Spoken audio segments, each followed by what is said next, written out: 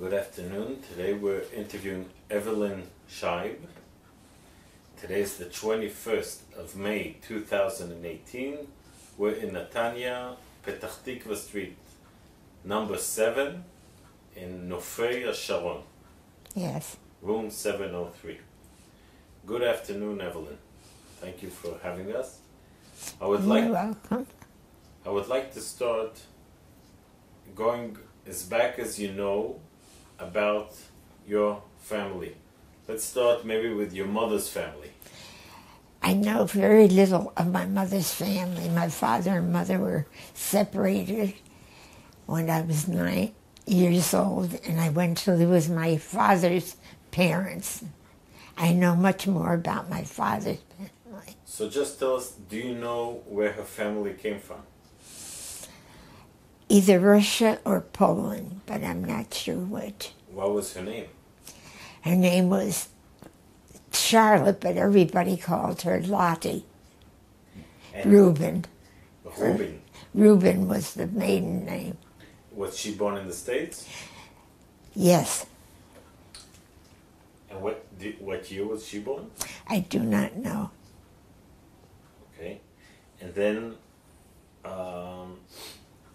her parents came like the beginning of the end of the 19th century? I don't know if it was the end, but somewhere in the 19th century, yes. Okay. Then when could you tell us about your father's family? My father's father ran away from the Tsar's army in the early 1880s, I think. And he left his wife and two small boys in Europe. He was from Russia? He was from Russia, which is the part that's called Belarus. Yeah. And through a relative of his, he went to Danville, Pennsylvania, which is a small city on the Susquehanna River. And at first, I think he worked for a very short time in the Bethlehem Steel Company there. And then he worked for his brother-in-law in a grocery store. And that's when he changed his name to Engel, E-N-G-L-E. What was the original name? That the family is having trouble finding out. We've tried to make a family tree, but we only get to Danville with him. We cannot find, because he came to Ellis Island, I know that, but we don't really know. The reason he took the name Engel is when he was working in his brother-in-law's grocery store. One of the salesmen there who came in to sell canned goods, I guess, asked him to sign something, and he didn't know how to sign it. So they said, why don't you change your name to something easy to write? So he went, Jacob was his first name anyhow, and they saw that the editor of the Danville Morning newspaper was Charles Engel, I think. So he took the name Engel, E-N-G-L-E, and then he went to the courthouse and had it made legal. Okay. So that's your grandfather? That's my grandfather. My father's name was Abe Engel. Now, one second. Before we get to your father, what about your father's mother? Where is her family from? I think from Russia, but I do not know. Either Russia or Poland. All I know is that my grandfather my father met my mother in Philadelphia. Her father had a furniture store in Philadelphia, And my uncle, my father's oldest son, brother, had an ice cream parlor a couple of doors away from the furniture store, and that's how they met. This was who? Your grandparents? My father. One second. Now we'll get your father. Now? My grandfather worked in the grocery store till we raised enough money to bring my grandmother and the two children. When was your father? So your father was born in? Danville, Pennsylvania. His older brothers were born in? Just two brothers. He was the younger of the sons, but there were originally 9 children. But one of the girls, there were girls and boys, one of the girls died in the flu epidemic in the First World War in the States with a flu epidemic. Yeah. What year was your father born? I don't know. We're talking about? Oh gosh, I have no idea. I can just show you a family picture. Can I imagine the beginning of the century, 1905, 1900, something like that, probably. At least that. Okay. Do you know something about your parents' childhood? They were raised in a Jewish family. What kind of? My grandparents were, as usual, all the Russian families that came over were Orthodox. And my grandparents were, of the 5 Jewish families that lived in the States, they were kept kosher. The others did not. I remember coming home from school when I lived with them. I had to stop at the Greyhound depot every Thursday and pick up a package of meat that was sent from Wilkes-Barre, Pennsylvania, 50 miles away. There were no kosher butchers in Danville. And my grandfather, I remember at that time already, when I was living, my grandfather had bought an old hotel that was on auction in Danville, decrepit, but a big place with a lot of land around it, and a barn for the cow that they then had. And he made it into a home on one side for the family. There were 9 children originally there. And the other side, they made this, on the first floor, they made a store which they rented out. And later that barn was used for a car as a garage. Were they religious? They were religious, and all the Gentile people in the town. By then he was a junk dealer. He was one of the other Jewish families. The husband was a junk dealer too. And I'm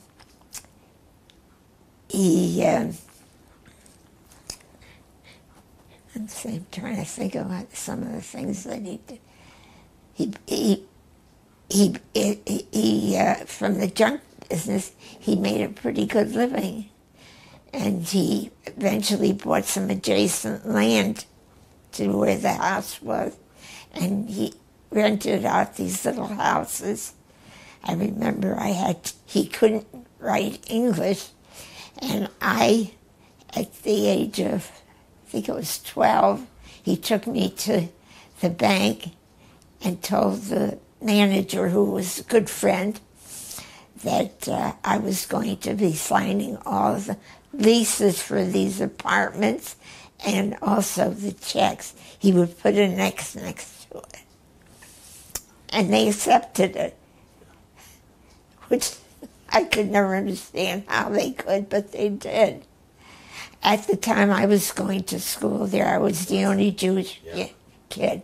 So one second, we're going to hear about it. Tell us how your parents met.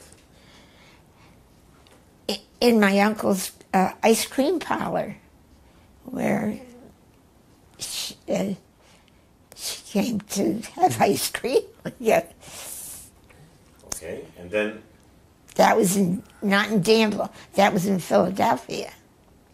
My oldest uncle, after all my aunts and uncles at that time, it was quite a deal if you graduated from high school. I remember the pictures on the wall. The first one with my uncle and I think 5 other kids in the graduating class. And as they got older, the pictures had more children in them graduating. But my uncle opened, I don't know how he got into the ice cream business, but he had an ice cream parlor, and then he had, he learned how to make chocolates, and he sold them. But how did your father get there? My father, when he graduated from high school, yeah. All the Jewish kids of the 5 families, when they grew up, left Danville so they could meet Jewish people, because there was no way they were going to stay in Danville. Yeah. Except for 2 of them, I remember. And they both married out of the religion. So they left in order to meet Jewish women. Mm-hmm. And he went, he followed his brother, his big brother. He followed his big brother. And the other big brother ended up in Troy, New York. But 1 second. So, and your mother was in she grew up in Philadelphia? Yes. Okay, then he came to work there and they met there? Yes. And after a few months they got married? I don't know how long, but they did get married. Okay. And then where did they come to live? Where did they live? They lived in Danville, in Philadelphia for a short time. And then they went to Schenectady, New York, where a lot of my father's sisters had moved. And my two of my uncles, younger than the one in Philadelphia, moved to Albany, New York. Not Albany, Troy, New York. One of them was a window decorator for a big department store, and the other one opened what they call cancellation shoe store. He had a shoe store. Then later on, one of my aunts opened a shoe store, and my grandfather died, he was buried in Danville, as was my aunt that died of in the epidemic. But my grandmother and I went to live in Schenectady then. I went to live with one aunt, and she went to live with another. 1 second. So your parents lived in the beginning? Between they were moving back and forth between. Yeah, so let's go step by step. They started their marriage Philadelphia. Then they moved to Schenectady. Okay. When were you, do you have brothers and sisters? I had a brother who died in infancy of a heart condition. And then I had a sister who was 7 years younger than I. So you were the middle sister. How old? The brother was how many years older than you? I think he was a year older than I. He died in birth? He died a couple months after his birth of a heart condition. When were you born? I was born in 1923, February. 1923. Okay. And? So I'm 95. 95.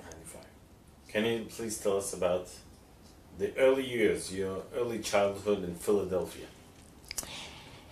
It was hectic because my mother didn't want to have children in the first place, and she wasn't much of a mother.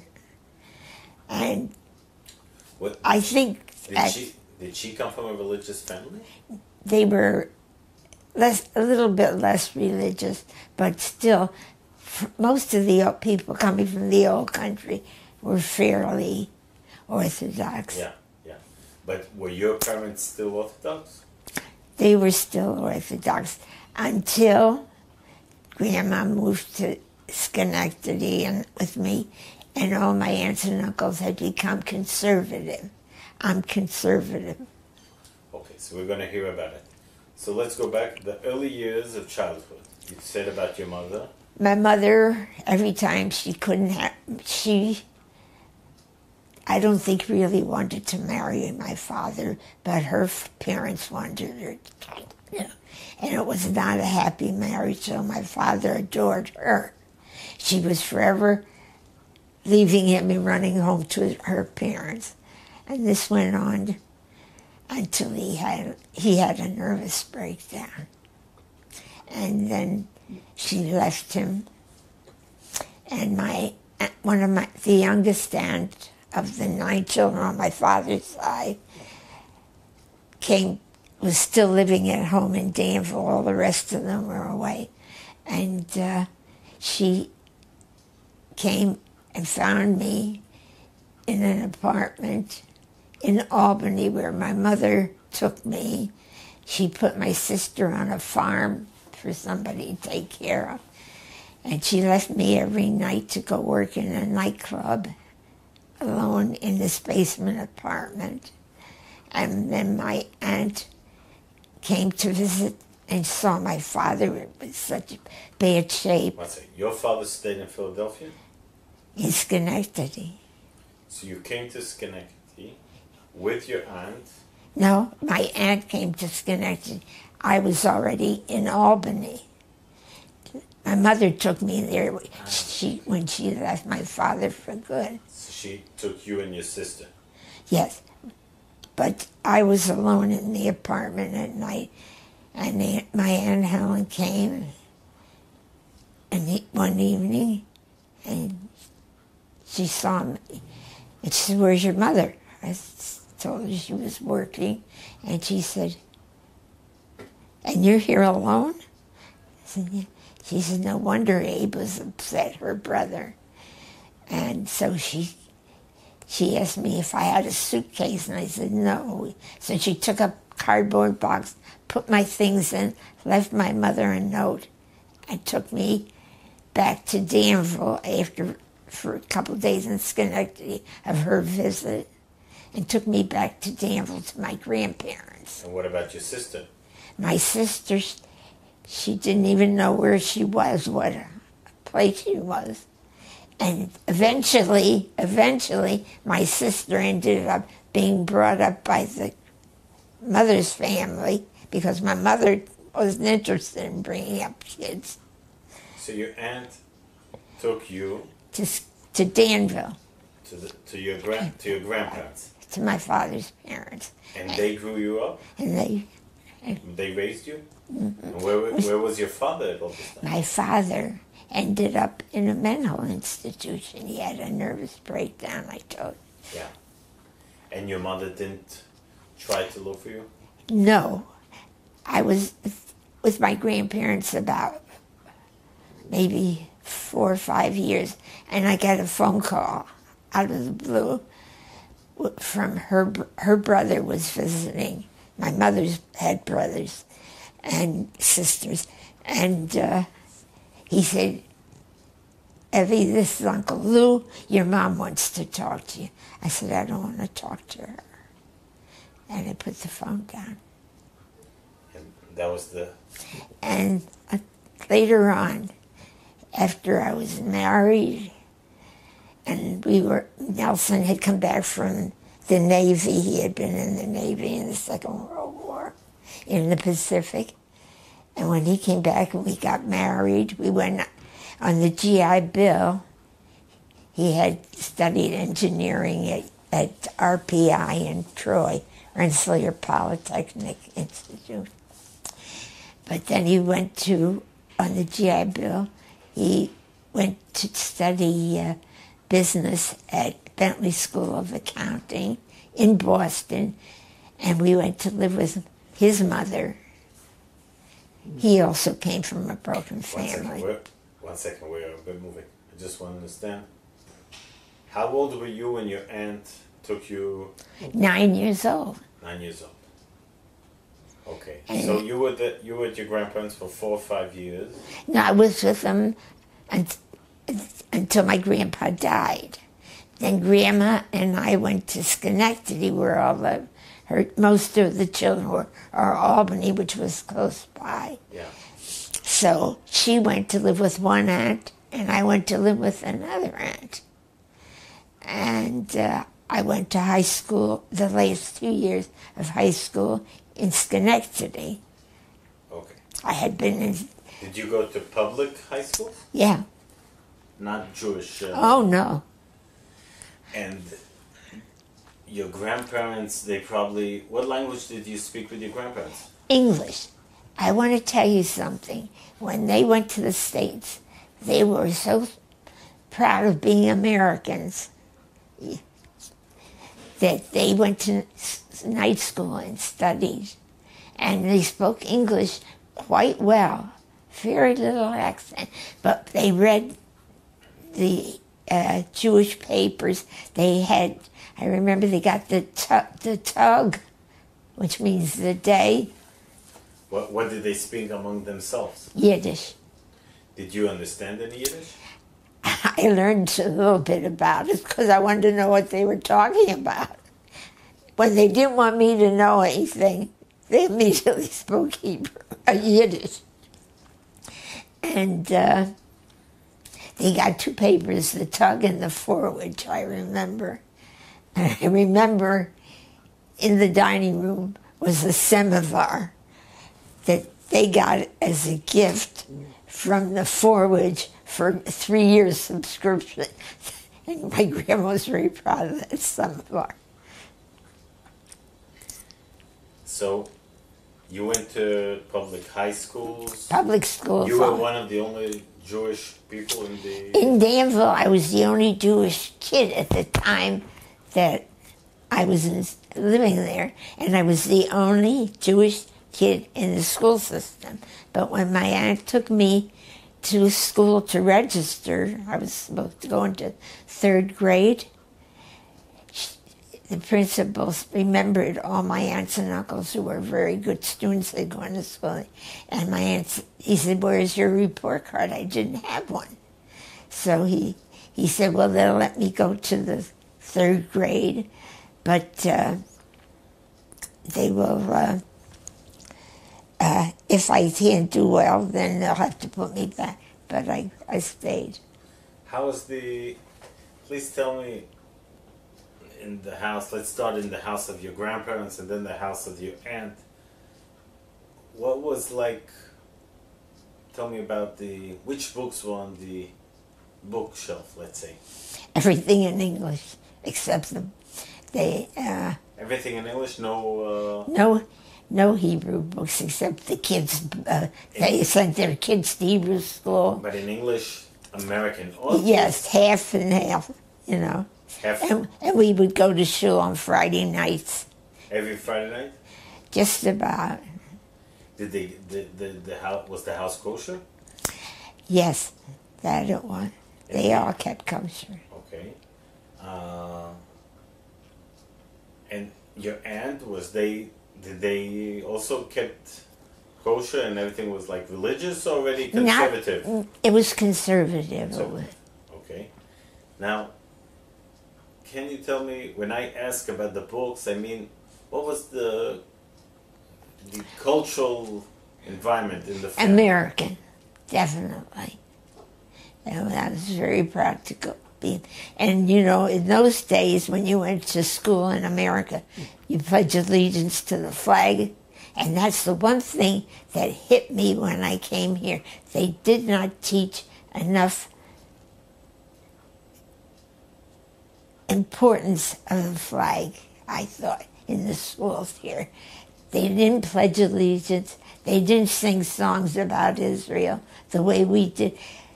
Listen, they even read in the school, they read from the New Bible. But I didn't pay attention to it. When they sang Onward Christian Soldiers, I sang Onward Jewish Soldiers, going to as to war with the Star of David going on before. I just changed it. But it didn't bother me. It didn't make me feel like I was proud to be Jewish. My grandparents taught me that. I still am.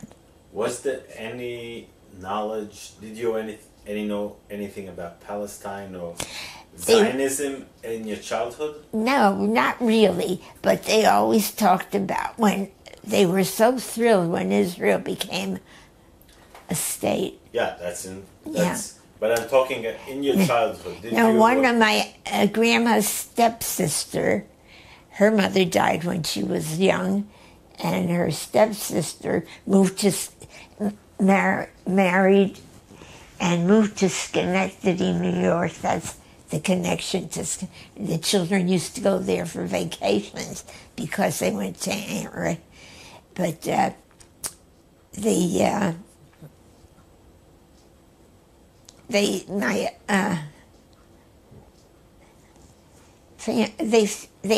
all went to synagogue. They all belonged to the conservative synagogue. And we were married by a conservative synagogue. Yeah. So when you were 15, 16, let's say this is already 1938. I graduated. You were 15. The World War II breaks out when you were 16. What do you know? What's the mood when World War II? Everybody was crazy about President Roosevelt. And we all cried when he died. Until afterwards, they didn't publish in the papers the fact so much that only after I was married, I found out from friends that we met who had married soldiers who came back, and they married one of our friends, her sisters, two sisters married French Jews, and the American government didn't want them to bring them back with them. Their relatives had to put a bond down and really guarantee that they wouldn't be a liability. All these things we only found out after the fact. There was not much in the paper at all about many of the Jewish people. My friend who just died recently, they immigrated from the States too. Her parents, she was born in Germany, in a small town, not Berlin, and her father was a lawyer. And when she was in school, she was a blonde, very pretty girl, and they wanted her to be in a picture as a perfect Aryan child. And she went home and told her parents about it, and her father said, I think it's time for us Jews to leave. And they left before Hitler really got into it. But I want to get back to you. In your childhood, did you feel any anti-Semitism? None till this day. I have never personally felt any. When I went to work... Even though you lived in a town that you say you were the only... Yeah, no. Philadelphia, you were the only... The teachers expected me to bring matzah on Pesach because my father and his sisters and brothers, when the kids talked about Easter, I had to talk about Pesach. When it was Christmas time, they wanted me to talk about Hanukkah. And I did. But I changed Christmas. We had for 10 cents, we each had to buy a present for somebody whose name we picked out of a box. Yeah. There was one black boy in my class, only one, and he was the only one. His father was a porter in Pennsylvania Railroad State, but he lived with his grandparents. And when one of the girls in my class got his name, she said, I better not show this to my parents. They won't let me buy a gift for a nigger. And I said, give it to me. You take mine. And I took it home, and my grandmother took me to buy a gift for him because he was a very nice boy. He was much nicer than a lot of the white kids in my class. So World War II breaks, then you graduate. From high school in You graduate- Schenectady. like- I have my diploma. This is I like gradu- 1940, I graduated in, what? probably 1940, 41. Yes, 40. Okay. And what do you do after you graduate? I did what I was doing before I graduated. After school, I used to go up to my aunt's shoe store and sell shoes after. I worked from after school till 9 o'clock every night. Also when you were A salesperson. Also when you were. In fact, I started working before it was legal, and somebody came in and asked my aunt how old I was at the time. I think it was 15. You had to be 16 to have a junior work license. And so she said I had to stop, but it worked out. Yeah. So you work. A salesperson. Yeah. I did not go on to higher education, but I was always an avid reader. In fact, when I was in Danville, the librarian knew me. Every Saturday morning I would come and take out some books, and she knew the kind I liked. And when something new came in, she put it aside for me. I remember the name of the library even, Thomas Beaver. And I still am my aunts all belonged to Hadassah, and I joined Junior Hadassah before I was married. There's no longer in existence. But one second, let's... in Schenectady. all your aunts were in Hadassah. They donated money. Yeah, they worked for it. Yeah.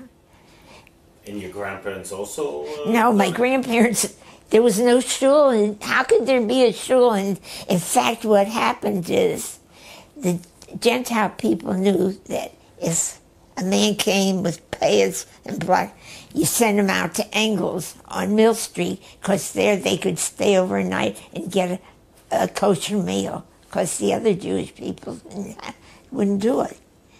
And then it was just one of those things, but anti-Semitism I never felt. So your aunts were members of Hadassah. Yeah. That means there was... was a connection. And the shul, they all belonged to this synagogue. We were all members of the conservative. No, but I'm saying there was awareness to Zionism.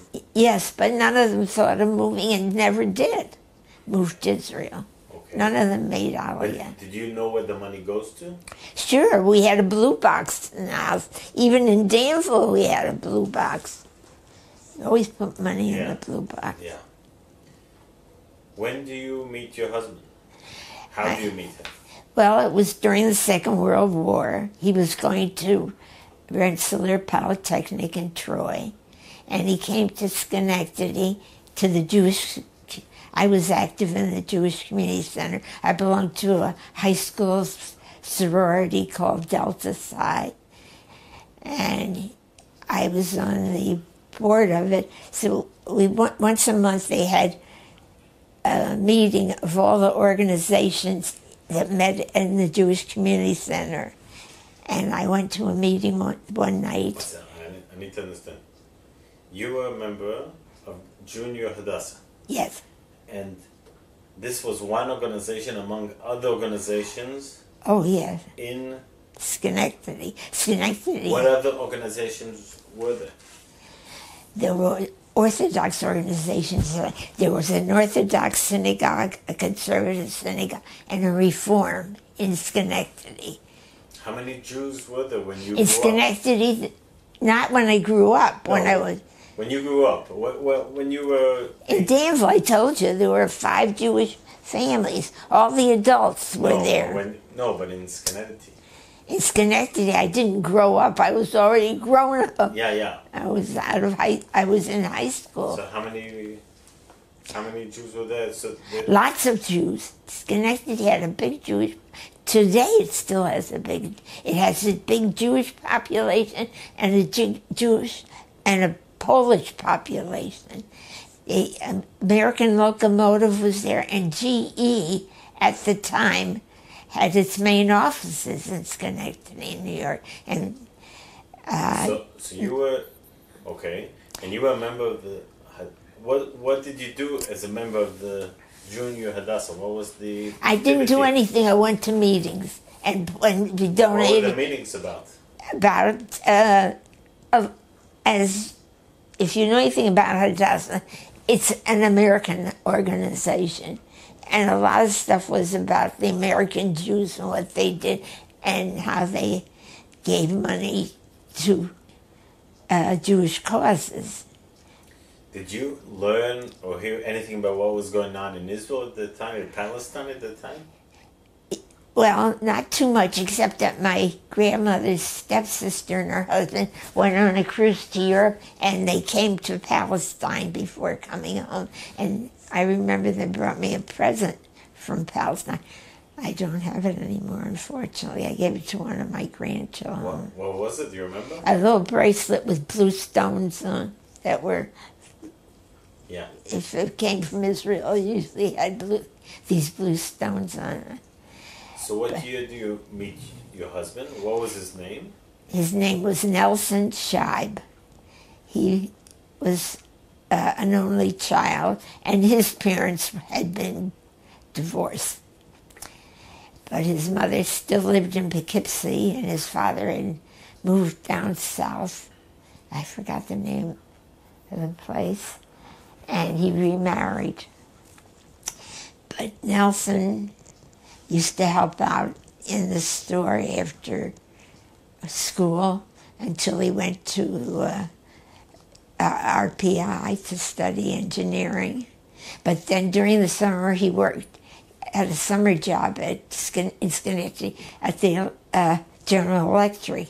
And the night that I met him, he had come to the community center, and before he came, I remember my girlfriend saying, there's a guy from out of town, and he's got a car.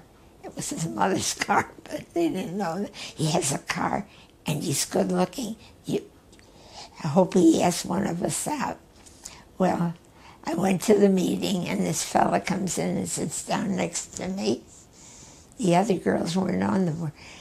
I represented Del's side. He sat down next to me, and he tried making conversation, but I didn't know him.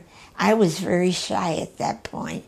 I wasn't interested in just talking to him. But afterwards he said, may I take you home?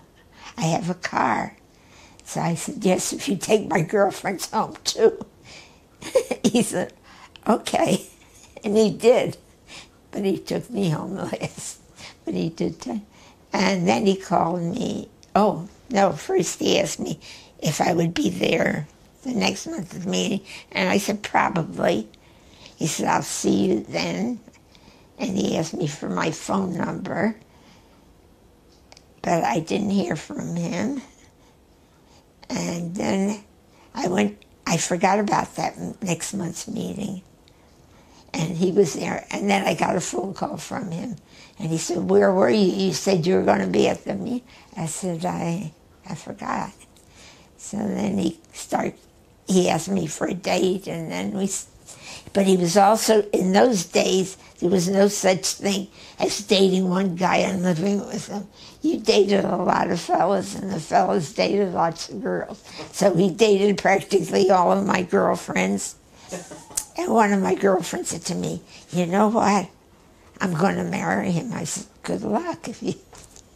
But then he got called up. He got called up, and he went into the Navy. And he wrote to me quite often. And then he said his mother was coming out he was stationed in Navy Pier in Chicago.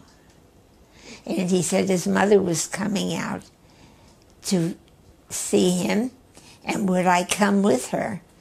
And I told my aunt about it. I was working in the shoe store. And my aunt said, you're not engaged to him. You shouldn't go out there just like that. But I called my grandma, who was on my other hand, and I told her. She said, "You go. If he asked you, he's serious." So I did go. And the first night I was there, he took me to see Oklahoma. The play Oklahoma had just opened there. And he asked me at intermission if I would marry him. And this was after how long did you know each other? Well, actually, maybe a couple of years, almost 2 years. So how old were you then? Let's see. All I know is the day before I got married, I was 23. 23. Which was the day after Valentine's Day. So this is... February 14th is Valentine's Day. The 15th is my birthday. The 16th is my anniversary. The 16th of February? Yes. And this is? 1946. 46. Okay, so 1 second. We have the war. So let's just... the war's over now. So 1 second. Nelson was in the Pacific during... Yes. He was a radar technician. He actually... He went to school in Navy Pier. He went to school down near what town? A terrible town in Louisiana where they had a sign out in Mississippi, Gulfport, Mississippi. No Jews and dogs allowed. This is town he grew up in? No. He was stationed there. He was training in the Navy. Yeah. But then he came back up to go to another school in Chicago. And then he was sent to go overseas, but they were stationed in California waiting for the ship. And one night he was given guard duty, he said, and they gave him a gun. He said, "What am I supposed to do with this? I didn't learn how to use the gun." Yeah. With all his training, he wasn't. And so did he get to the Pacific? He got to the Pacific. When did he go? 1944. And he came back at 46. 46. In January, we were married in February. Now, just a question, where's his family from? I told you his mother lived in Poughkeepsie. No, where, in Europe, where did they come from? I don't know. Oh, his mother came from Romania when she was a little girl, she said. I think around 3 years old. And his father? His father was Nelson's relative. Eldad's father it was his father was living they were in Poland, I think, at the time, the Scheibs. So his father was from Poland? Yeah. Okay. Okay, so he comes back from the war. Now tell me about the war. During the war, what do you hear about what goes on in Europe? Well, we heard that America was saving the world, you know. We didn't hear little bits of stuff, but not as much as I found out much later, because the American papers were not pro-war. They were pro-peace. Yeah. And I really didn't know too much about it. I just knew there was a war. And I went to the Red Cross. They were giving out wool to knit a sweater for soldiers. That was a bust. They gave me this wool and instructions, and I followed it to a T. And when I got through, the sweater was about this big. It was so tightly knit. I took it back. He started to laugh. The lady, she said, "What did you do?" I said, "I followed the instructions." She said, "Well, it'll fit some child, but it'll be awfully heavy." And that was the end of my knitting. I didn't like to knit after that. But did you hear anything about what? Only after he was home and we were married, then I started hearing. A cousin of his married a girl who was from I think from Poland, but was occupied by the Nazis. And when the ship arrived in the States, they wouldn't let it come in. They went to Cuba. Same thing with my girlfriend, who became a very good girlfriend. And her husband went to RPI with Nelson. They moved to Israel after we did. They immigrated. They're both dead now. But they lived in Rehovot. And her family, the same thing. Her father was a lawyer. He had a cousin who had a supermarket chain. And even though he vowed that he would not be liable to the United States, it took over a year for him to get the family to come from Cuba to the States. But at what point, only after the war, you heard about the Holocaust? No, we didn't. I read some things, but not in the depth that, you know. No, when did you read things? At what point? When I was single, yeah. During the war? Yeah. So there was certain things that came out. Yeah, and I worked with the Jewish community. We all donated to the United Jewish Appeal. So what did they? Do you remember some conversations, some talks in the synagogues? What's going on in Europe? The rabbis did not talk a lot about it. They talked about it, but sort of in a superficial way. Really. Did you hear about any family members that... Did your family have family members in Europe that lost contact? We never, on my grandma's side, we only found relatives of my grandmother's. Oh, my grandfather brought his nephew over, that's right, who was a rabbinical student in Russia, to teach the boys so they could be bar mitzvah. They were all bar mitzvah, but they had to go to another town to the shul, because in Danville there was no shul. What happened, that's what I wanted to tell you. At the high holidays, my grandfather got together with some other Jewish men in the small towns around, and they hired a student rabbi to come, and only one from a Reformed agreed to come, but he stayed at my grandparents', and they rented a church in Danville, and all those families came, and they had the service in the church. Yeah. So, but in general, you said there wasn't any... You didn't hear anything Nothing that, until after I was married, did I really get to know a lot about it. Yeah. So it's 1946, January, Nelson gets back, and how long was he away? He was away 2 years. 2 years. Were you in touch? Oh, yeah, he wrote to me every day, and I wrote to him every day. Really? And his spelling was terrible. I remember he'd use it spelling wasn't his thing, but he would write the words a couple times in the letter, and then each time it was spelled differently. And I used to correct them. Very nice. Wasn't nice of me.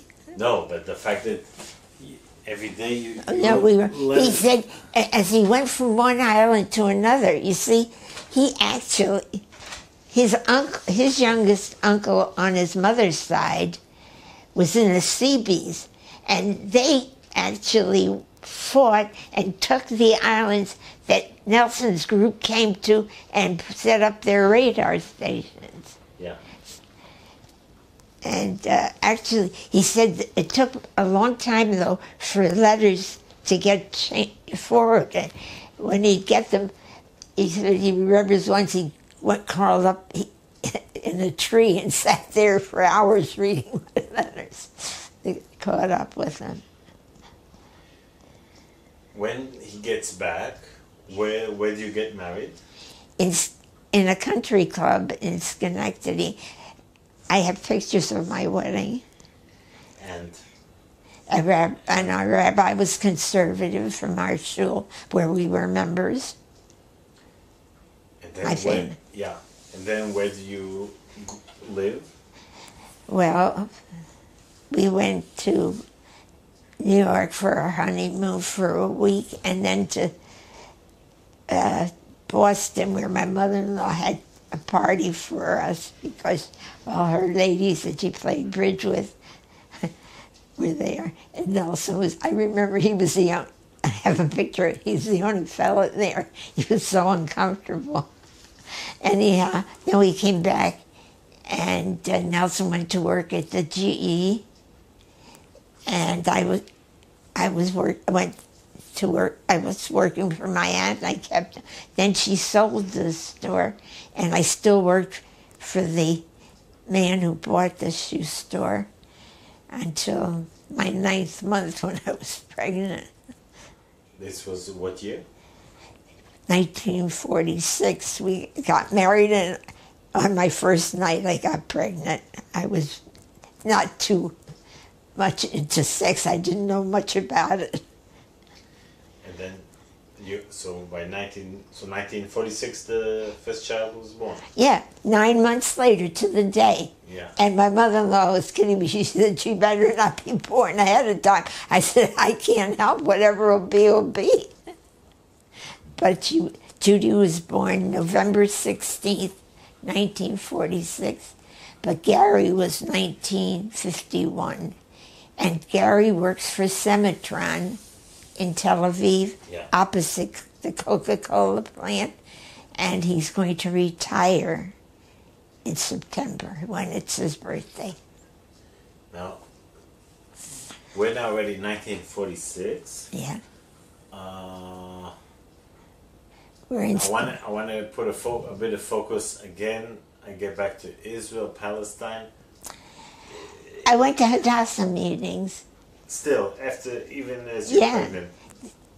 And what do you hear in these meetings? And then we start talking about, Israel, and we got to raise money for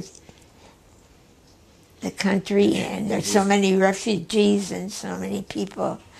So how did you collect money? What was the method? The message was to make it a strong country that the Jews will never have to worry about living in another country. They always had some place to come to. And they wanted all of us to move to Israel, but nobody thought about it. But what was the method of, how did you collect money? Oh, well, we had our blue boxes, of course, and then at the meetings we would have donor luncheons where you had to pay so much to come to it or earn them. And we had fashion shows, different things to raise money, and the money would go to Israel. Okay. All the subject of the Holocaust, was it like something that... Oh, yes, then it was talked about how the Jews resisted, and... was there conversation about the part of the... Should have the United States do something? Oh, yes, then there was. But then it was after a fact that America... what a terrible thing America did by not... And then all of a sudden, Roosevelt went like this. Everybody realized he was the one who kept the Jews out. He really was. That was when the ships were being turned away. Yeah. Eleanor Roosevelt, afterwards, when she was in the UN, worked toward helping Israel. She was a different type. She was much smarter than her husband. She would have made a better president than he. One second, I want to stop a second. That's all. So, could you tell me about, at this point, did you get to know also Israel Eldad? Israel used to come and give lectures. We're talking about Israel Eldad, one of the leaders of the Lehi. Yes, So and what was the relationship between him and your husband? well, it was as close as any of the cousins in the States were. It wasn't terribly close, but when he came, one of the cousins would always invite all of the rest of the cousins to come to see Israel, and he would talk about Israel and try to encourage us to come to live in Israel. He came from Israel to lecture in the States. At different places he was invited to lecture. He was quite But they met only then, right? They didn't meet... Most of them didn't know him much before, no. Your husband... My husband certainly didn't know him before. Okay. And they became closer when he came to the States? Well, they were friends, but I wouldn't say close. And were you in these lectures? Huh? Did you go to one of these lectures? No, as a matter of fact, we never went. He never told us where they were. Nobody in the family seemed to... I guess there were the ones that lived in New York maybe did. Yeah. It must have been around New York. And then they started coming to visit, a lot of them, but they never, except for one, Dottie Scheib came, and Dottie and Sid, they came, and as a matter of fact, Dottie died here. They had lived in Ashkelon, then they moved up here to Netanya, but she died of a heart condition. And her husband, Sid, whom I lost contact with, I think he may have died since too, was living here in Netanya, and he remarried to a lady from England, but they lived here. Oh, and her sister Lillian Scheib, Lil Scheib, came with her husband, Al Schertzer. They lived for a while in the Sheraton Hotel. They bought an apartment in the Sheraton in Tel Aviv and lived there. Okay. When Israel Eldad came, did you know about his... activities? Yes, I know he told... First of all, when we came, we used to go visit them. When you came when? To live here. No, I'm talking about 1946. 1946. When he came to the States to lecture. No. We weren't that close, and we didn't know. All we knew is that he belonged to an organization that was outlawed. It was called Lecky. Okay, that's all you knew. That's all we knew. Until afterwards we got to know a lot more about it. In fact, we got to invite when we lived in Haifa. Well, the first people we met in Haifa were both Lehi members. Yafa Tavua drove an ambulance. She was in the English Army, in the British Army, and she was one of the women that was supposed to take the two fellas that were going to kill Lord Moyne. There's a book called The Deed, and it's about that incident. And she was meeting with these two boys, and they were getting ready, and they made plans. And just before she was to meet them, to give them with the arms, the British caught on to she was doing something, and she was put in prison. And her husband had also been in prison. Yeah. But when I get back, so from 46 to 48, is there anything important? Well, Israel used to come up and give lectures up in Haifa. He never had a car. He never drove. No, 1948. So 1948. Yeah. So for 46 you got married. Yes. 1948. In 1948 we were in Boston. And Nelson was going to Bentley School of Accounting. And then you remember the independence, the independence of Israel? Of reading about it in the papers, but and seeing, hearing about it, and so you remember reading about it? Oh yes, we were very excited about it, but that was it. Yeah. And 1951, your son is born? Yes. By then we were back in Schenectady, and my husband was working for GE when he saw in the paper that IBM was looking for people to work in their Albany office, and he answered the ad, and the next week he got an appendix attack, was in the hospital. He got a call from IBM. They wanted him to come in for an interview. I said, well, he can't right now. He's in the hospital, but he'll get in touch with you as soon as he gets out. So he did, and they hired him right away.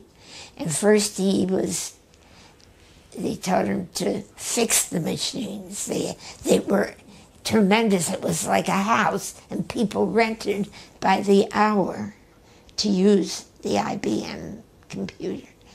And after one course after another, he worked his way up until he became a systems analyst. And that was a very nice job. And he worked there. And then later on he left them and he went to work for an investment firm on Wall Street called Smith Barney when we had come in 66 to visit. And in 66, no, in 67, he took some interviews. They were hiring people here. And he had an interview at the Tel Aviv University, and they were waiting for a grant to open a computer section. And they interviewed him, they interviewed me, and they even took me to Herzliya to show me where they lived and where it would be nice to. Because I said I wouldn't like to live in Tel Aviv. And we went home, and Nelson gave him all these references, but he asked them not to get in touch with Smith Barney until they had the grant. But they did. So? He lost the job that he was working. Oh. Hi, it's Smith Barney. They said, we're starting a new project there on the computer, and it's no sense in your starting it if you're going to leave. But he didn't know for sure when he was going to leave, but he had to look for another job, which he found a temporary job till he got. This was when was this? In New York, in Wall Street. No, what year was this? 1960, the end of 1967. 1 second. So we jumped ahead of it. 1 second. During the first years, 1950s, are you working? You still? I worked on my grandmother came to live with us, and we were living in Schenectady for quite a while. Then my sister had gotten in touch with me. Yeah. That part I left out. Yeah. But You didn't have any connection with her? when Nelson was going to Bentley, I got an invitation in the mail to come to a wedding in New York, in Brooklyn, of this, what was his name now? Forgot her husband's name now. Anyhow, his family wrote the invitation, obviously, that he was marrying Phyllis, daughter of Mr. and Mrs. So-and-so. I didn't know them, but it had a phone number on it, so I called Brooklyn, and I said, I think you must have sent this invitation to the wrong family, because I don't know any people by that name. And they said, who is this? I said, Evelyn Scheib, Evelyn Scheib. And she said, oh yes, it's your sister Phyllis. I said, my sister Phyllis. She says, your mother is with this man. They're not legally married, but she took his name. And I said, I'm sorry, I won't come. And my mother, Nelson's mother, sat me down. She said, that's not right. It's your sister's wedding. You have to go. So I called back and said, I will come. And she lent us her car. It broke down on the way. The radiator went, but guy fixed it temporarily, and we got to the wedding. And my mother came in with this. We were at the groom's family's house in Brooklyn. And I saw Phyllis for the first time as a grown-up. I hadn't seen her. You never seen her? I hadn't seen her since she was a baby? Yeah. This is what year? It's like 1950s? 1919.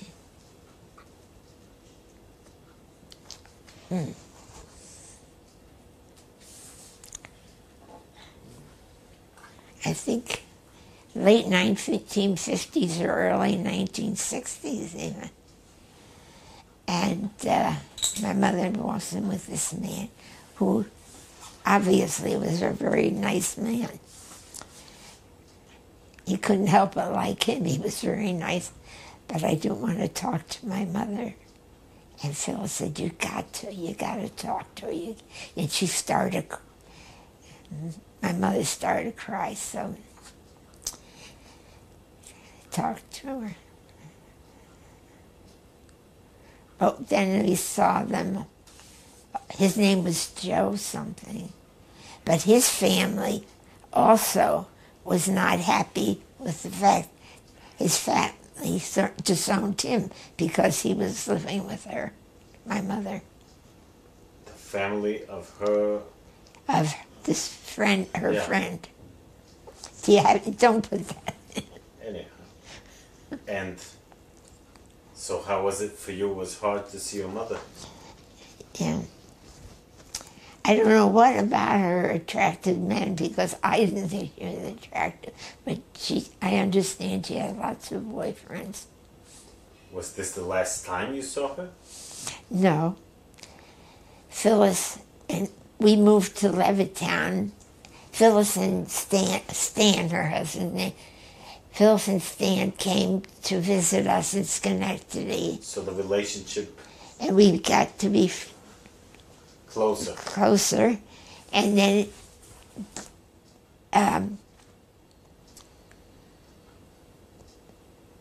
they were living in Levittown, Pennsylvania. I don't know if you ever heard about Levitt, the builder. I didn't hear that. Your parents maybe will tell you about it. It's a long story with them. Anyhow, eventually we moved up to Levittown, Pennsylvania. And we lived in the same town, and we saw them quite a bit. And, of course, Lottie and Joe came to visit them, and, of course, She grew up with her mother? With her no. Actually, her grandmother and grandfather raised her. Which grandparents? My mother's family. Also your grandparents? My grandparents, but I really never saw them, after that. You didn't have a relationship with you? So they were dead by the time. So they raised her, basically? Yes. So her relationship with your mother wasn't was better, and she liked my mother. And I didn't. Yeah. Obviously. You had two children, right? Yes. Judy had 4 children. One second. Judy had 46, and what was the name of the other child? Gary. Gary in 51. Uh-huh. Okay. Can you tell me about the house, about the environment in your family? Gary and Judy were when they were small, were very close. And but Judy was like, it was going through that stage where there were flower children, and she was a dafka. If we said yes, she said no. She said no. Yes, we said no. And it was very difficult in her teenagers. But I'm more asking about... She was very talented. That black and white sketch you see she did it, and she was admitted to art school in Boston on that basis of that. And when she was in 9th grade in school in Philadelphia, she did this painting, and her art teacher came then and said she must go to art school. She is talented. But because her art teacher said she should go, she said, no, I won't go. But then later on she went, but she dropped out, and we didn't know it. We were living at that time in Schenectady, and she went to live with my mother-in-law, Nelson's mother and stepfather. His mother remarried, and they found a couple whose son was going into Boston every day from Brockton and got her a ride to go to school, and she wasn't going to school. We came up at that was from September to December, when it was Hanukkah time. We went up to Brockton to visit, and we went to the school. They said, Judy hasn't been coming to class. I said, well, I kept asking her, what are your marks like? Where's your report? Nothing. She was hanging out with a bunch of people who were on drugs. What can I tell you? From then on, things were downhill with her. And please don't put this in. No, but I was asking more about... But Gary... No, one second. I'm asking more, how would you say... The same question I asked you about the books. Which books did you have on the shelf? What was the... 1 second. You want to see some of the books? No. I'm asking about the environment, the Jewish environment. They were about things... Moshe Dayan, Abba Eben, his set of books. Churchill, his set of books. I've got them here. They're in a cabinet. No, but I'm asking you, like... Did you go to synagogue with your kids? Sure, they went to Sunday school. But they went to public school? Yes, they did not go to Hebrew day school.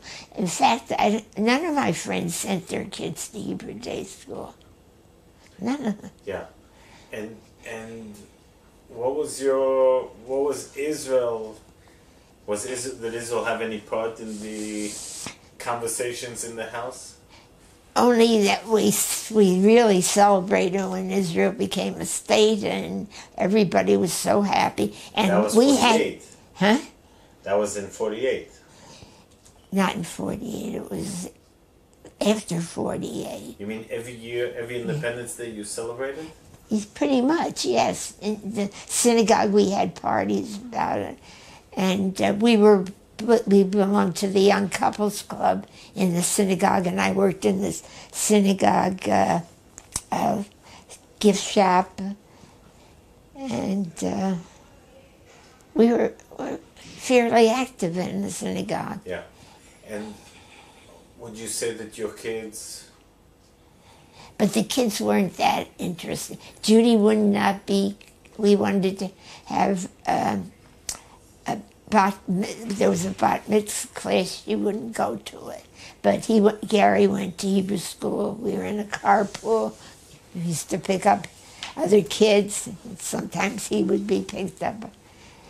But he always went to synagogue until it was bar mitzvah. After that, no more. He wouldn't go. So, how do we... Please lead me to 1968 when you decide to move to Israel. How does that happen? I told you, Judy went to Israel. In what year? It was 65, 66, September, a year ago. She went to kibbutz Mayan Baruch with a group. They did volunteer work. They took them on trips around the country, and they also worked on the kibbutz. It was so how long did she go for? She went, again, I have to ask you, please don't put this. She went, she had an affair with one of the married men there, and she had to leave. And we got a call to come to Israel to get her. When we came, she didn't want to come. She wanted to go to Europe. And we said, no, we won't give her the money. But she wouldn't come home with us. So she went to Europe, and then we got a call from the German embassy that she has no money, and she's there in a hostel. She can't pay her, and we should come and get her or send a ticket for her. So we sent a one-way ticket to the German embassy, and they put her on a plane to come home. And when she got off the plane, she wouldn't talk to us. She was so mad at us. So this was 1960? Yes. Then... This was 1966? No, this was, when I was 67. 67. She was 21? Yeah, before we came to live here, though. Okay. And then when we planned to come here to live, when we went to the Jewish agency and made plans to come, we told them we were coming with 2 children because we thought she would come back with us. But she wouldn't. She refused to come back with us. And, of course, my family was very angry at me. But I want to understand, why did you decide to come here? I told you, we came to see her, and we fell in love with the country, and we decided we were going to come, and we started making plans from that day on. But for how long were you here in 1966 when you came to pick? For 10 days. 10 days. Now, I asked you during the interview, what was the part of Israel, of Palestine, in your and your husband's life? And you say it was quite minor. 67, it wasn't Palestine, it was Israel. No. I asked about, also we talked about when you were younger, up to 1948. Then it was Palestine and, yes. and then Israel. And you said it was... we hoped that someday the Jews would have a place to live there. No, but I'm curious how... Because it was always next year in Jerusalem. Was this the first time you visited Israel? Yes, in 66. Yeah. So I'm curious, can you tell us what suddenly made you and Nelson decide to come? Israel Eldad, when he came to visit, told us so much about Israel that we didn't know. When he visited in the States. In the 1950s and early 60s, probably. This was already okay. And Bacha also came to his wife, came in like. So tell us about tell us, please, about his visits in the 1950s and 60s. We got together at cousin's house, and he talked about his history with the Lehi and how he fought for it to become Israel to become a state, and different people that he knew here that we had heard about, you know, and these meetings made you well, we're more interested, but still not thinking about moving. So let me ask you this: until you came here for Judith in 1966, did you and Nelson have any thought of coming to Israel? To live, no. To visit, yes. So, do you remember maybe specific things that you saw here in 1966 that made you want to come here? Well, we went to a lot of small places. I don't remember. We went to Sfat, I remember, and where else did we go? Well, of course, we went to Mayan Baruch, where Judy was volunteering at the time, and Tel Aviv, Haifa. We saw Haifa was such a beautiful city, and we said we'd like to live there if we ever moved to Israel. And we ended up making Aliyah to... So you go back to the States, and you decide... Let's see how we can manage. And then there was someone who came to raise money, an Israeli general.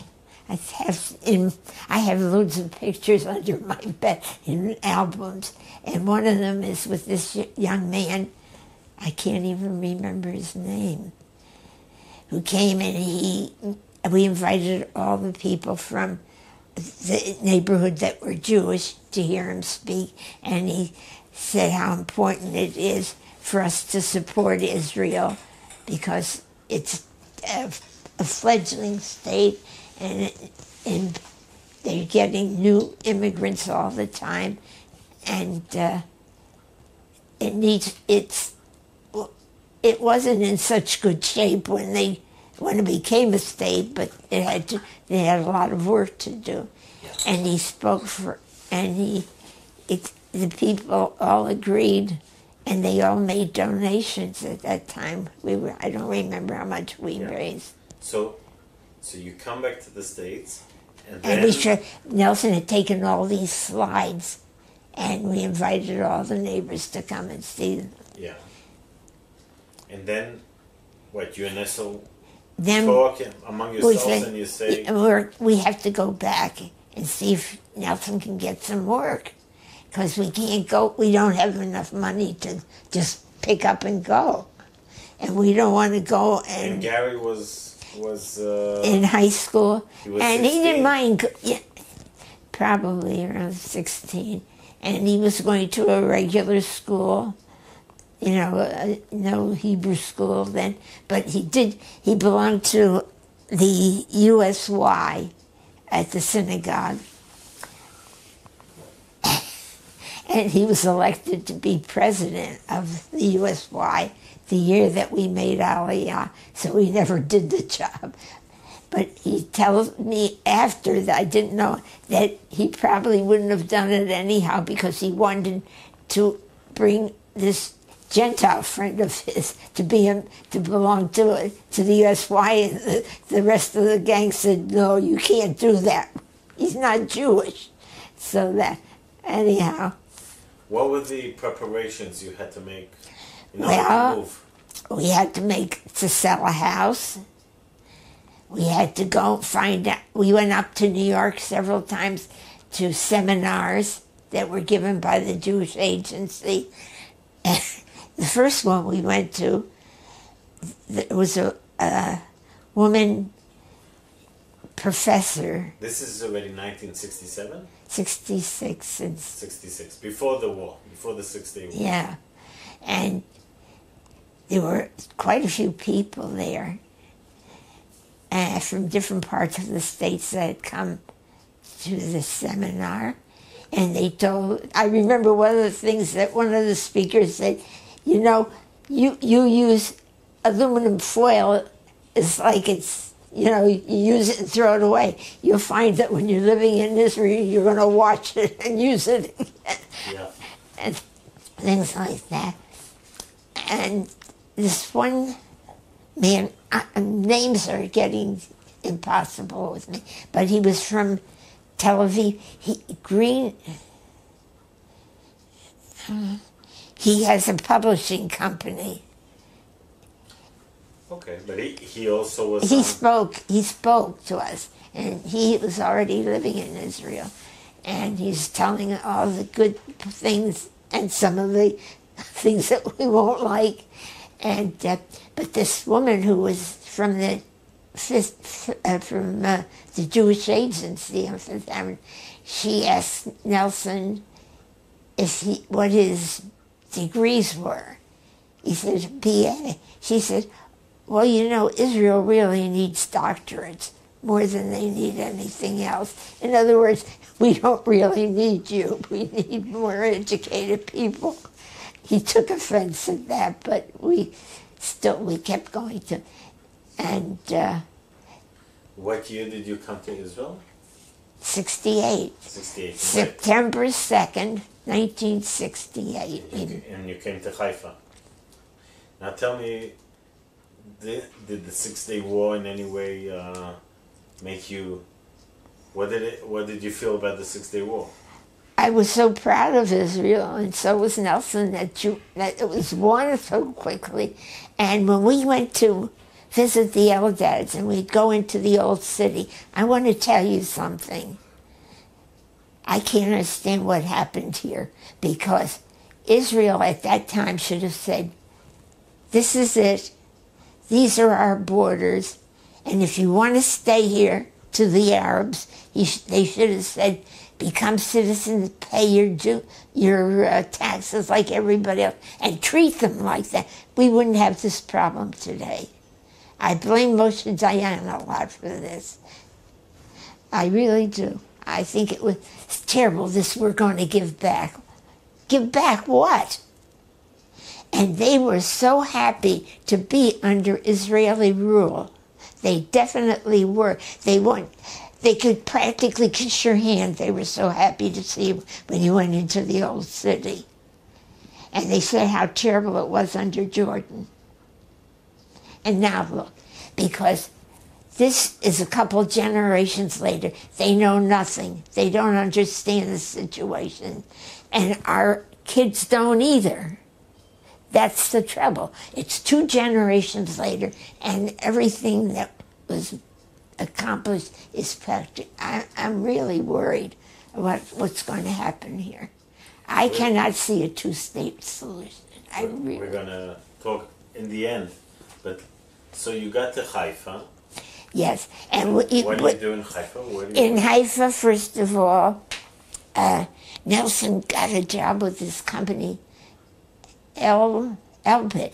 That man had come, the head of Elbit had come to the States. That's another thing, it's very important.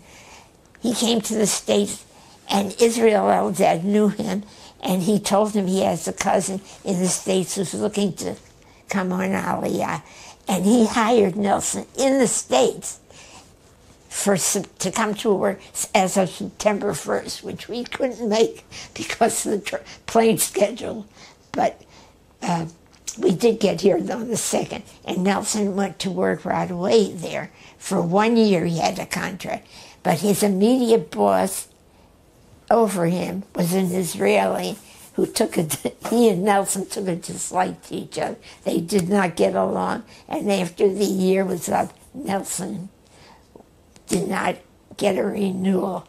But Israel Tavua, the lucky man who I told you, he worked at the port. He was in charge of security there. He talked to somebody he knew in Hevrat Hashmal, and they were expanding their computers. So you went to work there. So he went to work there. He got a job there. Did you and Nelson go to Ulpan? Yes, we were in Merkaz Klita on Hamaganim Street. And it was... Where did you live in Haifa? Well, first we were at the Merkaz Klita for a couple... Then we moved up to the Carmel. We lived on two or three houses away from the high school, the military high school there. The Reali? Reali, yes. And... so how many years were you in Haifa? About 20-some. I loved it. I still like it better than Netanya. I like the people I met here, but my heart's in Haifa. I like it. Your son, he goes to high school, he finished high school? He went to the American school. Okay. And then he went to Hebrew University for a year as an exchange student. And then the second year they said, you're an Israeli. You have to go to the Hebrew classes. So before Pesach he dropped out and went to Tel Katsir, Kibbutz Tel Katsir, overlooking the Kinneret, and called us from there to tell us he just joined the kibbutz.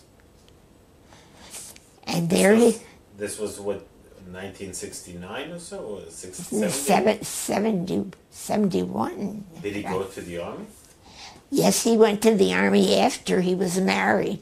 He met a girl who came on Aliyah from England with a friend for 2 weeks, who never went home after she met Gary. At Tel Katsir? At Tel Katsir. And so they got married there? They got married there, and they had their 3 children there. They're all Sabras. Yeah. And Judith stayed in the States? Judy stayed in the States and married a black man. Had 2 children with him, and he left. Then she took up with another black man who converted to Judaism, no less. Yeah. And adopted those 2 kids, and she had 2 more with him. I'll show you the grandchildren if you want to. Yeah. And did she come to visit in Israel, and you went? Then, after a while, they decided they want to come on Aliyah. Okay. But the Jewish agency took one look at him, and they said, okay, they were going to send them down to a kibbutz down past Rehovot. I forgot their name. Netzer Sereni, but they wouldn't accept them. Then they picked another kibbutz for them, and they wouldn't accept them. Finally, they took them in a kibbutz at it wasn't a kibbutz even. They took in Nazareth Elite at the absorption center there. And they lived there for a couple of years. And then one day she shows up at our apartment in Haifa with the 4 kids. She left him.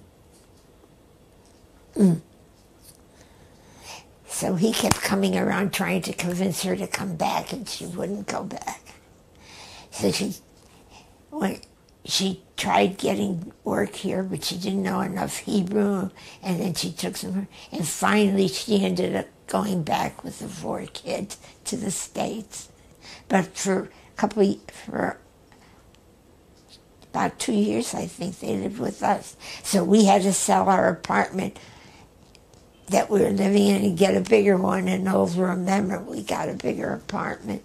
So, and in the meantime, my mother-in-law came along, and she decided she wanted to live in Israel, but not with us. We got her an apartment in a beautiful place up in the Yehuza that was for called Sun Valley, I think. Anyhow, it was, Nelson went to the States after pack, and she came. We painted it, and we gave money for a year's lease. She never stayed in it one day because she said she feels too alone there. She wanted to be with us. So we had my mother-in-law and my daughter and our daughter and 4 kids living with us in a smaller apartment. That's when we moved to a bigger one. In Haifa. In Haifa, yes, in Old Ramona. And then she finally went back. But did you work all during these years?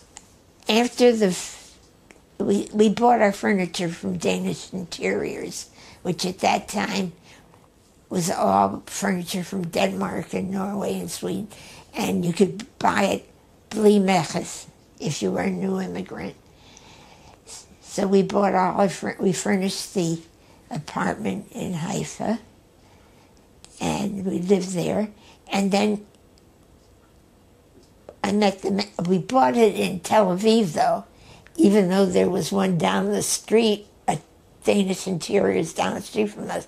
But I went in there one day on a rainy day when I was in the Alpine, and they were so busy, nobody paid any attention to me, and I got disgusted and I went out. They gave me a catalog, look at it. So I said to myself, I'm not going to stay. So then when they came to deliver the furniture, it had to come from the delivery man in Haifa. And the manageress called me and she said, how is it you brought your furniture in Tel Aviv? And I said, told her the story. She said, I see you didn't buy your drapes yet and some other things. Why don't you come down and take a look and I'll help you pick out things. So I did.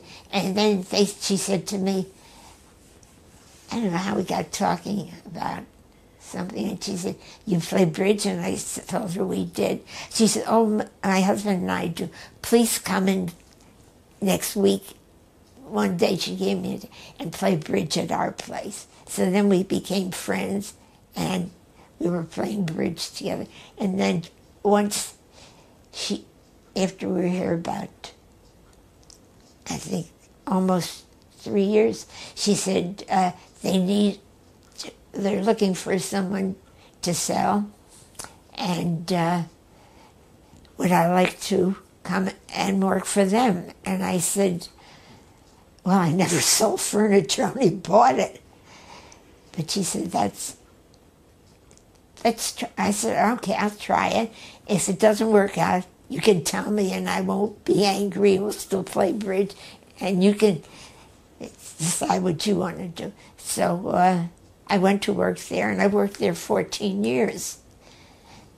And another interesting thing with Nelson, he was working at the electric company by that time. He was what? Working at the electric company, Mom. And they were taking money out of his pay for the union, what do they call it? There's a name for the union. It's all over his. Anyhow, History. Well, he was always against from seeing what happened in the States with the union. So he went to his boss and told him, I don't want you to take money out of my. They said everybody who works for Evelyn Scheib has to pay it. He said, I don't want to. So they stopped paying it, taking it out. But he got punished for that. He never got a promotion. The whole time he was there. He was there 16 years. And everybody was getting promoted over him, so he knew more than most of them because of working for IBM. Yeah. But that was a little incident in our life here. But anyhow, he's gone 21 years already. When did he pass away? What year? 1997. And what does your son, where does your son live? He lives in Ramat Gan now. He left the kibbutz. He had been on the kibbutz. He went to the Technion after the kids grew up. He went to the Technion. After his kids grew up? Yes. And the first year he stayed with us. We were living in Haifa, in Old Ramona. Yeah. then afterwards he lived in the dorm. He took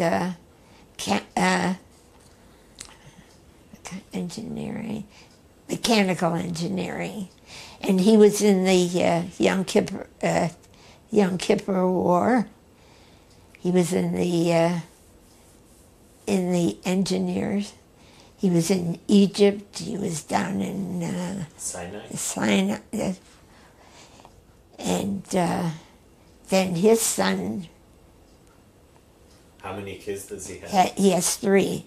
A son, the guy with the beard over there that's Orthodox, Chabad, and 2 girls. The youngest one is married and has 4 children, but the middle girl is not married. I don't think she ever will be. But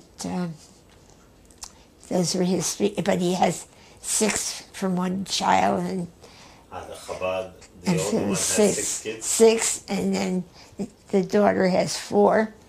They're modern, I don't know what, I know they keep, but they're not really Orthodox. Who, the Chabad?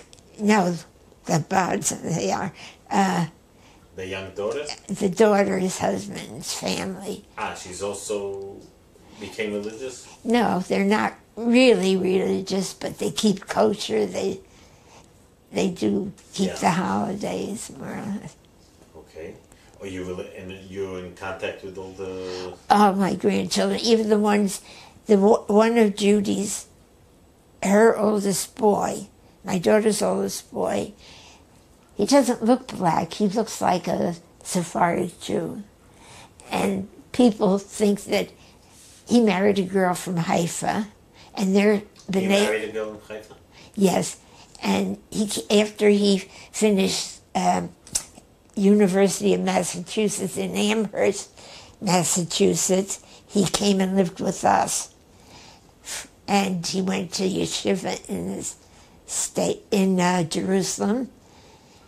And he would come up and be with us on the weekends. Why yeshiva? He became also religious? He's B'nai Akiva.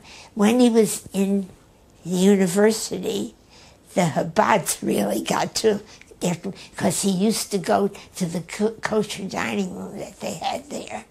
And in fact, they put him in charge of the kosher dining room for Pesach. When all the others went on vacation, there's still some of the kids stayed, and he was in charge of... So he became religious? He's more modern religious than... Where? Does he live in Israel? They were married in Israel. 2 of his 3 kids were born here, but he couldn't find work. They were living in a frat.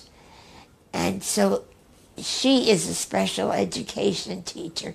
So they moved to Manchester, England. Her father and mother were divorced, and her father, a lawyer, remarried an English woman, and through him they moved to Manchester, and they're still living there. But their son, Avija, my oldest great-grandson, who's now 23, I think,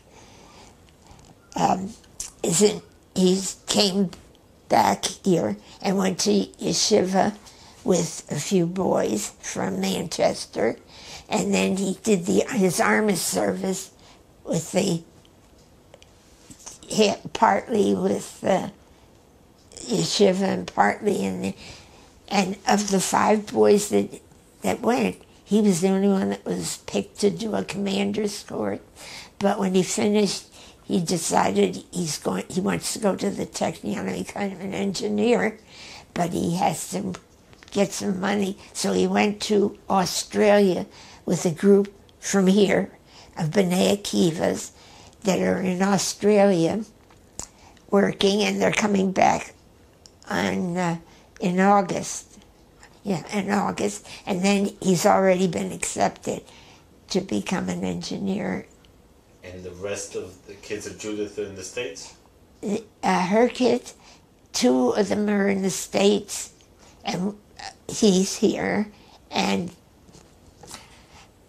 her other daughter, who came to Israel, made Aliyah, and it's through the Nefesh B'Nefesh. This is also now for publication. She committed suicide here. That was mother and then daughter. I've had enough tragedy for one life. Her picture's up there too. And what can I tell you? Yeah. Judith commit suicide? Well, I could understand hers a little bit. She was in the States. She lost her job. She taught herself how to be a systems analyst, and she was working there. And the man's son came into the business, and he had a friend who needed a job, and he fired her and gave the job to his friend.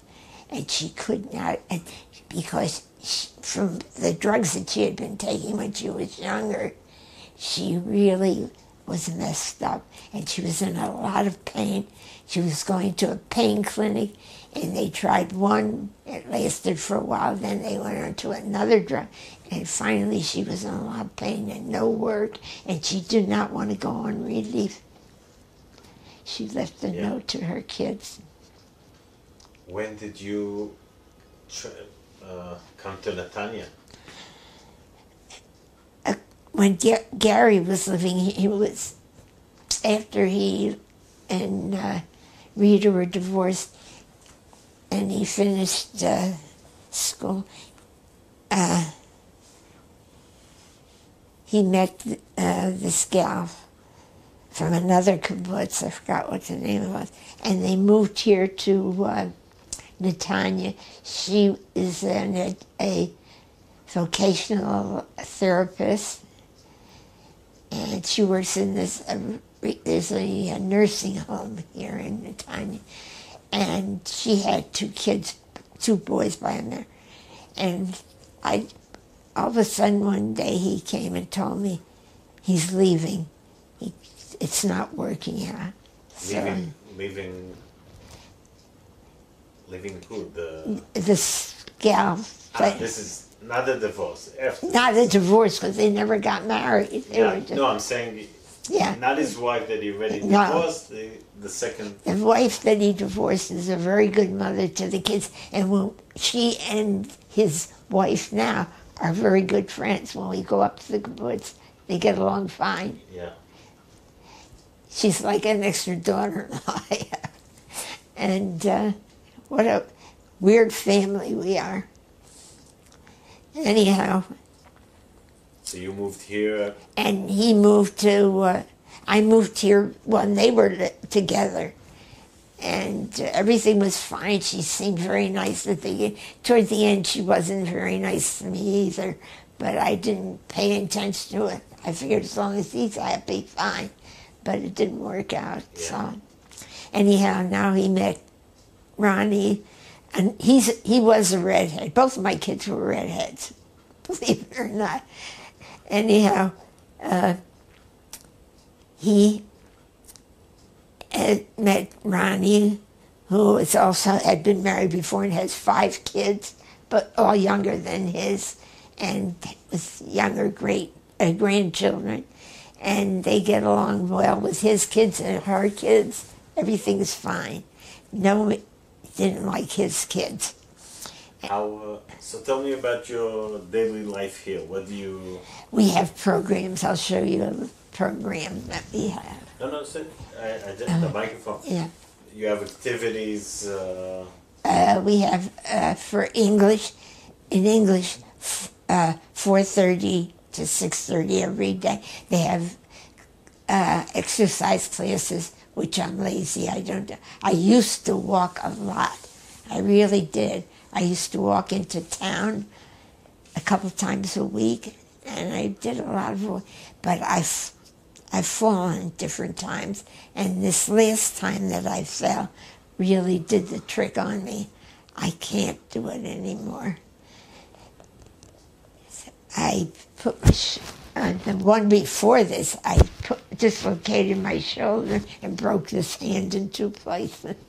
But everything heals up sooner or later, and everything's fine. I'm an optimist, pretty much. And I go to all the programs. On Friday night we have Onig Shabbat here downstairs, and music, and then Saturday night they have a musical program as well. And every holiday they have something nice. Last night they had a lovely dance group called the Netanya dance group come and perform for us.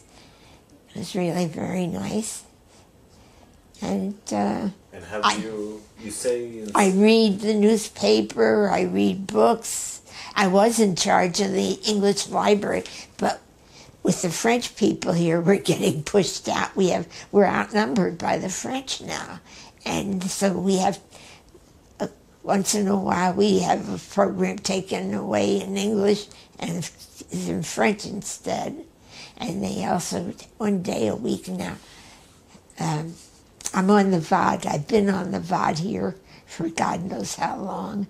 And I've been trying to resign, but I'm sort of still helping out. But I gave up the library because it's such a mess, and I can't reach the top shelves, and I can't get anybody to help me with it. So that's gone too. Yeah.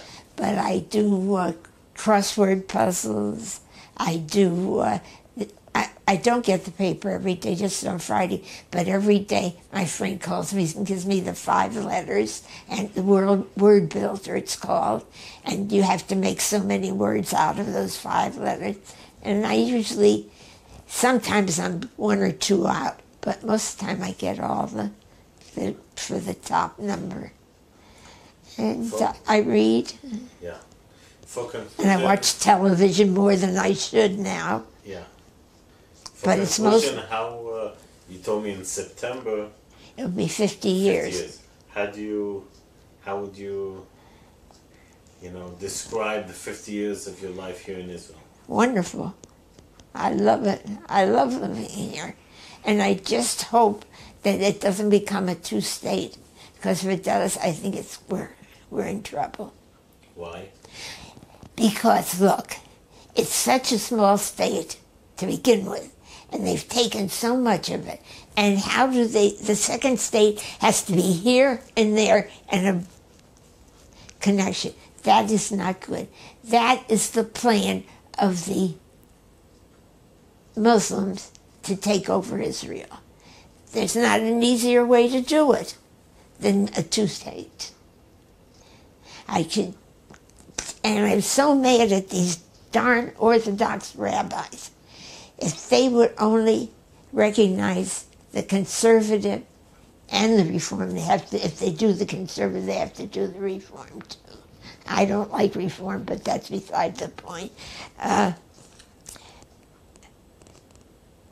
If they don't allow those conversions, if they had allowed those, we would greatly outnumber the Muslims who are against us. Look, all Muslims aren't bad. We know that. There are good Muslims, there are good Jews and bad Jews. We have to face facts. But we would have such a much bigger population, and this would not have happened. We're in a bad way now. And last night I heard this Hanan Shawari, or whatever her name is, from the Palestinians. We have taken away their capital, Jerusalem. We have occupied it. It was really theirs. For 3,000 years, next year in Jerusalem, every Jew has said that. How can, they've got a capital in Saudi Arabia. I don't think even Arafat had the chutzpah to say that. He figured Ramallah probably was going to be their capital. So let that be their capital. But I don't think it should be a 2-state. I really do not. I'm strongly against it. All my family are Democrats in the States. I worked on the Democratic Party. I really did. I'm very interested in politics. And I listened to, what do you think I listened to on television?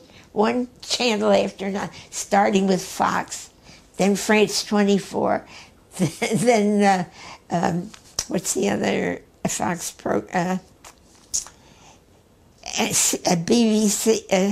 BBC, and then CNN. I try to get a good overview, pros and cons, but nobody's going to convince me that a two-state solution is.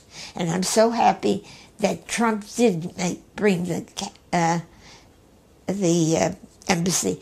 I think the Jews are so dumb when it comes to running a government. They're good in everybody else's government, but they don't know how to run a government. That's for sure.